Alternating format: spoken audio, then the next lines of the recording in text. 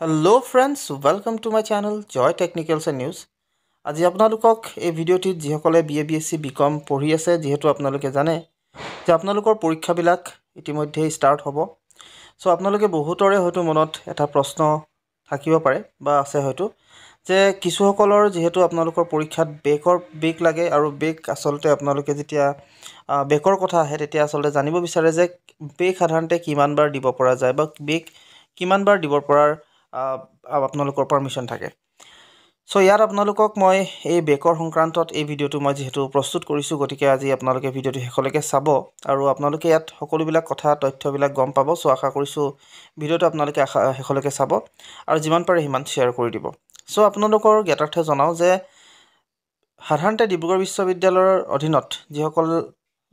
ছাত্ৰ ছাত্ৰীয়ে BSc BCom কৰে তেওঁলোকৰ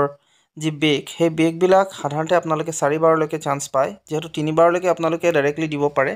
আৰু এবাৰ হয়তো আপোনালোকে অলপমান স্পেশাল চান্স দৰকাৰ হয় বা আপোনালোকে পাৰমিশন লৈ আসলতে দিব পাৰে। সো আপোনালোকৰ যি বেকৰ সাধাৰণতে টাইমিং হেতু হৈছে 4 বাৰ আসলতে 4 বাৰ আপোনালোকে বেক যি এক্সাম সেই এক্সাম বিলাক দিব পাৰে আৰু 4 বাৰলৈকে আপোনালোকে যেহেতু ক্লিয়াৰ কৰিব লগা হয় যেটো আপোনালোকৰ বেক থাকে আৰু যদি আপোনালোকৰ এই 4 বাৰ যদি বেক ক্লিয়াৰ নহয় তেতিয়া হলে আপোনালোকৰ কি হ'ব পাৰে হেতু আসলতে আপোনালোকৰ হয়তো মনত থাকিব মনত হয়তো আপোনালোকে ভাব এটা থাকিব পাৰে। সো আপোনালোকক জনাও যে যদি আপোনালোকৰ বেক এই 4 বাৰৰ ভিতৰত শেষ নহয় তেতিয়া হলে আপোনালোকৰ আসলতে যি সাধাৰণতে পঢ়াৰ যেটো আপোনালোকে যেটো সেমিষ্টাৰত আছে আপোনালোকৰ সেই সেমিষ্টাৰ পৰীক্ষাটো আকৌ আপোনালোকে সাধাৰণতে যদি ক্লিয়াৰ নহয় ধৰক আপোনালোকে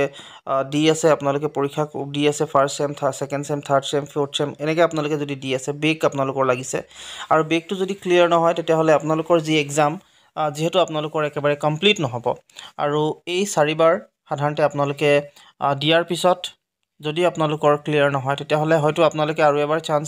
পোৱাৰ আপোনালোকে আৰু এবাৰ চান্স পাবও পাৰে ডিব্ৰুগড় বিশ্ববিদ্যালয়ৰ অধীনত যদি আপোনালোকে সুধি লয় এটো কথা তেতিয়া হলে নিশ্চয় আপোনালোকে হয়তো আৰু এবাৰ পাবও পাৰে চান্সেস থাকিবও পাৰে নাথাকিবও পাৰে তেনেকুৱা আপোনালোকৰ দুটা কথা আছে। আপোনালোকে এই 5 নম্বৰ চান্সটো পাব না নাপায় তাৰ কাৰণে আসলতে আপোনালোকে কলেজত কথা পাতিব পাৰিব আপোনালোকৰ যি অফিচিয়েল এসিস্ট্যান্ট আছে তেওঁলোকৰ লগত কথা পাতিব তেওঁলোকে নিশ্চয় ভাল উপদেশ আপোনালোকক দিব। এতিয়া কথাটো হল যে আপোনালোকৰ যদি এই চান্স কিটাত যদি আপোনালোকৰ বেক নুঠে তেতিয়া হলে আপোনালোকে আপোনালোকৰ যি পঢ়াৰ যেটো অৰ্থাৎ আপোনালোকে ডিগ্ৰী যেটো কৰাৰ শেষ সীমা বা আপোনালোকৰ ডিগ্ৰী কমপ্লিট কৰাৰ যেটো কথা এটা আপোনালোকৰ কমপ্লিট নহব অৰ্থাৎ আপোনালোকে আকৌ পুনৰাই ফাৰ্ষ্টৰ পৰা পঢ়িব লাগিব। মনত ৰাখিব আপোনালোকে বেক বিলাক যদি ক্লিয়াৰ নহয়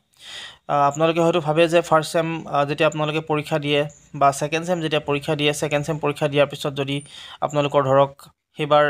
বেক লাগিলে আৰু তাৰ পিছত আপোনালোকে ৰেগুলাৰলি যেটো আপোনালোকৰ বেক লাগাৰ পিছতো আপোনালোকে থাৰ্ড সেম ফোৰ্থ সেম তেনেকৈ পৰীক্ষা দিব পাৰে আৰু বেক বিলাক আপোনালোকে মাজে মাজে দি থাকিব পাৰে কিন্তু যদি ক্লিয়াৰ নহয় তেতিয়া হলে বা বেকটো যদি নুঠে তেতিয়া হলে আপোনালোকৰ সেই জিবাৰ চান্সৰ কথা আপোনালোকক মই ইতিমধ্যে উল্লেখ কৰিছো সেই কেবাৰ চান্স পোৱাৰ পিছত যদি হেবাৰো যদি ক্লিয়াৰ নহয় তেতিয়া হলে আকৌ পুনৰাই আপোনালোকে প্ৰথমৰ পৰা আপোনালোকে পঢ়িব লগা হয় বা পঢ়িব লগা হ'ব পাৰে। সো এই কথাটো আপোনালোকে গুৰুত্ব সহকাৰে যাতে লয়। আপোনালোকে যেহেতু বহুতৰে মনত এই প্ৰশ্নটো আছিল যে বেক সাধাৰণতে কিমান বাৰ দিব পাৰি বা আপোনালোকে এইটো প্ৰশ্ন হয়তো ৰাখে যে বেক যদি আপোনালোকৰ ক্লিয়াৰ নহয় তেতিয়া হলে কি হ'ব পাৰে বা কেনেকৈ আপোনালোকে তাত সাকসিড হ'ব এইখিনি আপোনালোকে যেহেতু জানিব বিচাৰিছো আপোনালোকৰ জ্ঞাতাৰ্থে এই কথাখিনি মই আপোনালোকক ক'লো যেহেতু এটো খুব বেছি এটা ইম্পৰ্টেন্ট বিষয় আপোনালোকৰ কাৰণে। সো এইখিনি আপোনালোকক জনাবলৈ চেষ্টা কৰিলো আশা কৰিলো আপোনালোকে ভিডিঅটো ভাল পালে যদি ভাল পালে তেনলে প্লিজ লাইক শেয়াৰ সাবস্ক্ৰাইব কৰিব লগতে কাষত থকা যেটো বেল আইকন হেতু প্ৰেছ কৰিব আৰু যদি কিবা কনফিউজিং থাকে আপোনালোকে কলেজতো সুধিব পাৰে বা আপোনালোকে কমেন্ট কৰিব মই আপোনালোকক ক'বৰ বাবে চেষ্টা কৰিম। সো আজিলৈ মানে